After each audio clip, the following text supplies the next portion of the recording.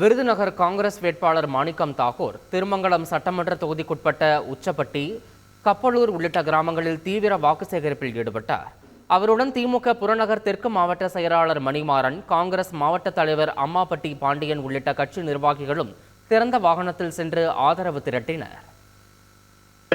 ஊர் ஊரா நம்முடைய முன்னாள் சபாநாயகர் அப்பா சேடப்பட்டி முத்தையா அவர்கள் ஒவ்வொரு இடமா கொண்டாந்து என்னை ஊர் ஊரா ஓட்டு கேட்க போகும்போது ஒவ்வொரு இடத்துலயும் 100 நாள் வேலை வந்து பேசுவோம்.